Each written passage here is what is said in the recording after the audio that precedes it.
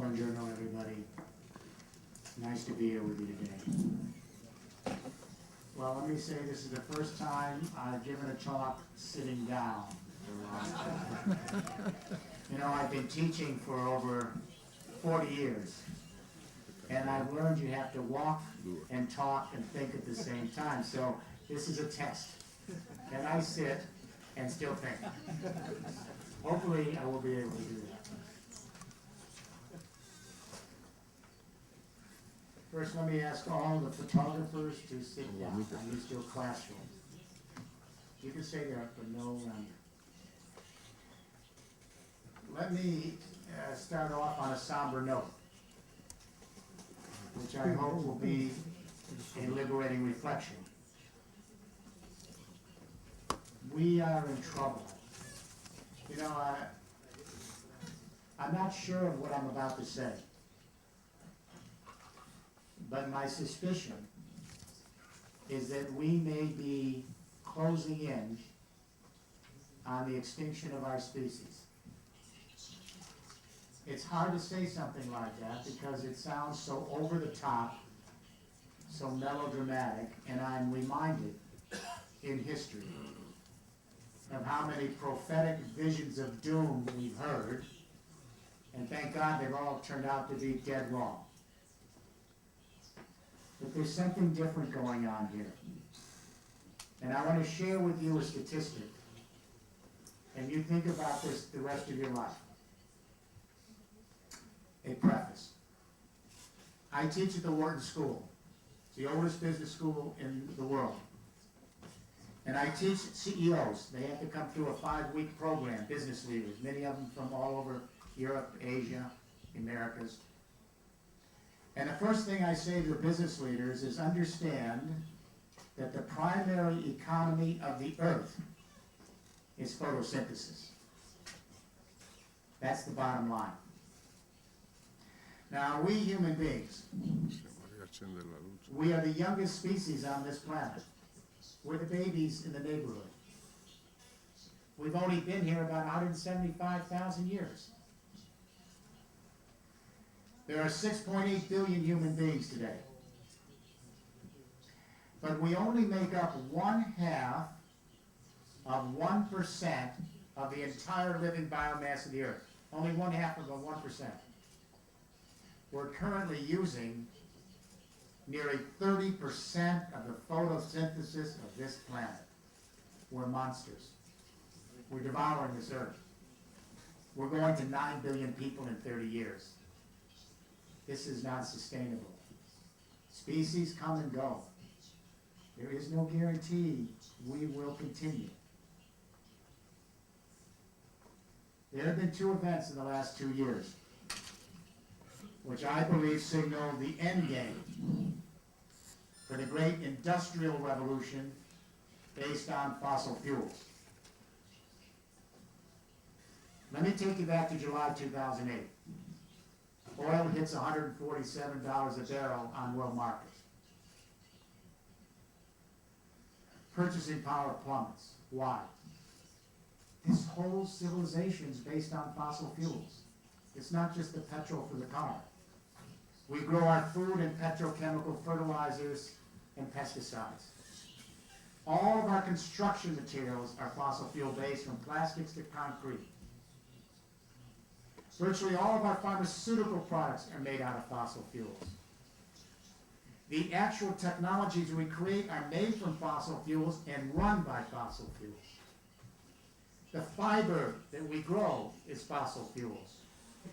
The power, the transport, the heat, the light. We have built one of the great civilizations in history on the carbon deposits of the Jurassic Age. When oil goes over $80 a barrel, something interesting happens. The price goes up across the supply chain because everything's made out of fossil fuels. When oil hit $100 a barrel in 2007, prices shot up for basic commodities like food. There were food riots in 22 countries in 2008 when oil hit $120 a barrel. Pasta riots, and we had rice riots, and we had wheat riots, and food was doubling and tripling. Now, for 40% of the human race, it lives on $2 a day or less. When those food commodity prices double and triple for wheat, rye, barley, we faced catastrophe, and nearly 1 billion people were facing starvation, according to the FAO of the United Nations.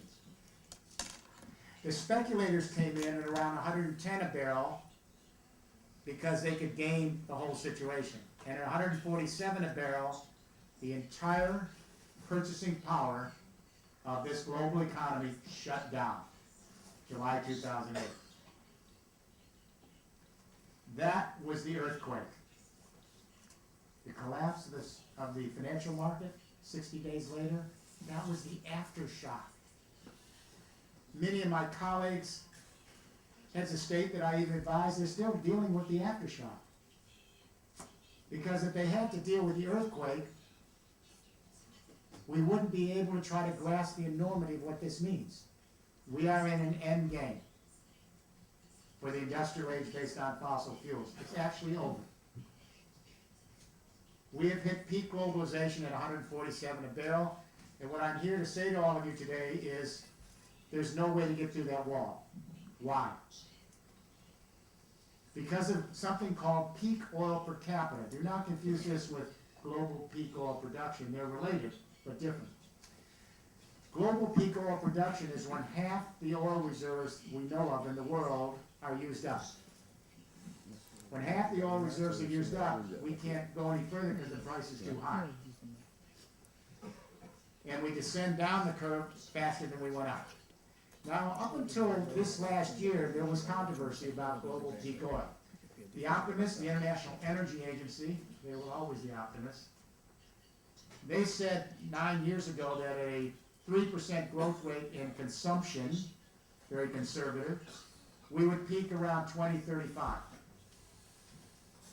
In the last 9 years, however, some of the great geologists in the world, using new computer simulations, better oil and gas figures, and even factoring in dramatic new oil discoveries we don't know about, and getting the remaining oil out, even 90% of it, their studies show we peaked between 2010 and 2020. Well, the IEA may have closed the deal and finally resolved this in December 2010. The International Energy Agency issued its World Oil Report, and in that December report they said we likely peaked in oil in 2006 at 70 million barrels a day. This is the International Energy Agency. What they see is a plateau, and even to keep a plateau at 69 million barrels a day, which is lower, they estimate we'd have to invest $8 trillion in getting the remaining oil out. But the reason we hit globalization quicker is because of peak oil per capita. This occurred in 1979. There's no controversy about this. British Petroleum did the study, been confirmed by many studies. If we were to distribute all the oil we knew we had in that year to everyone living on the planet, that would be the most each person could have, if we shared it. We found more oil since 1979, but population rose quicker. So if we distribute all the oil reserves we now know we have to 6.8 billion people, less to go around. So I think you see where I'm going here. When China and India made a bid to bring 1/3 of the human race, deservedly, into the second industrial revolution, at a 7, 8, 9, 10, and 11% growth rate in less than 10 years. The demand pressure globally against that supply of oil was too great. And at 147 a barrel, it shut down. What's going on this afternoon? We've been regrowing the economy to replenish inventories. What's happened? Oil is going over 90 a barrel again. So what I'm suggesting to you here today is every time we try to regrow the economy at the same rate we were growing before July 2008, oil is going to go up. It's already near 100. And across the supply chain, prices go up, and at 150 a barrel, it shuts down again. That's an end game.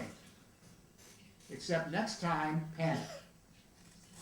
Because we're going to have to wake up and realize it's over.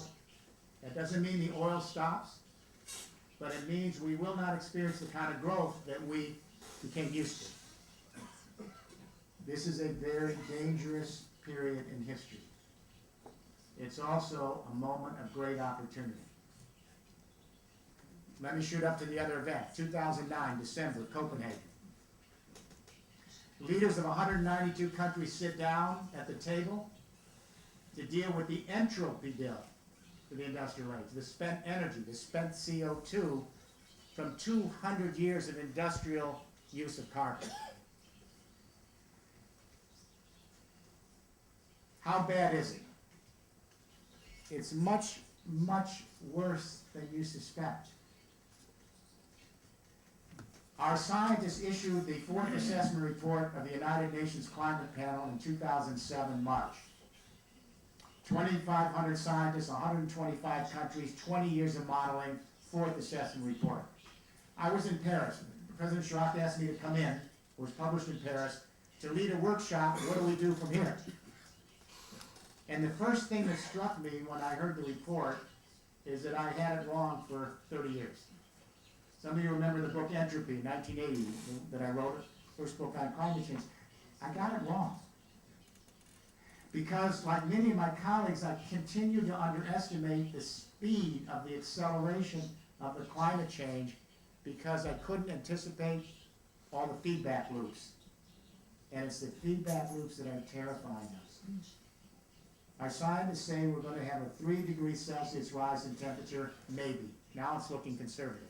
That's a middle scenario. But to give you perspective, if we only go up 3 degrees in this century of your kids, this takes us back to the temperature on this planet 3 million years ago in the Pliocene, in 1 century. Different flora, different fauna, different ecosystems. It's all about the hydrological cycle. It's really all about water. This is really interesting. For every 1 degree Celsius that the temperature rises on the Earth, the atmosphere sucks up and absorbs 7% more precipitation from the ground. So that means the whole water cycle of the planet is thrown off. More floods, more droughts, loss of land, wildfires. That's exactly what's going on.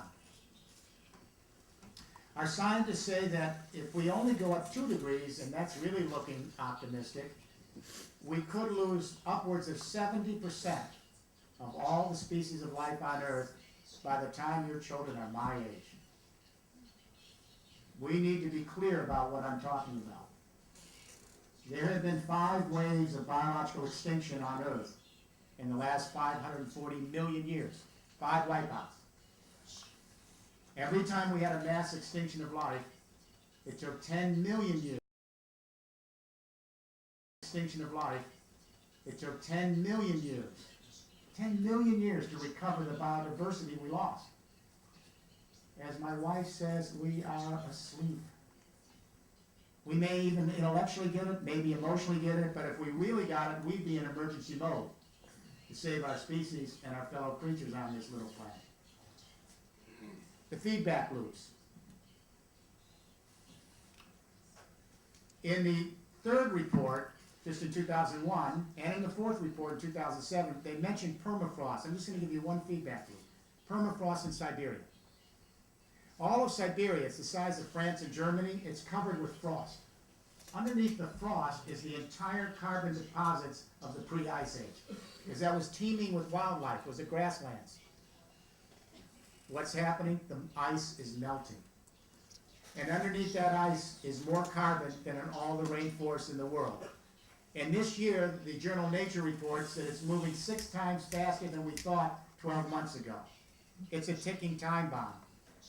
And it could move our temperature way up within 30 years, and it wasn't even in the last report. There is feedback after feedback loop like the one I just mentioned. That's why we're fighting. So we went to Copenhagen, I advised the European Union, and we asked the nations of the world to mitigate CO2 at 450 parts per million by 2050. Nobody else would play with us, not the US, Brazil, China, nobody.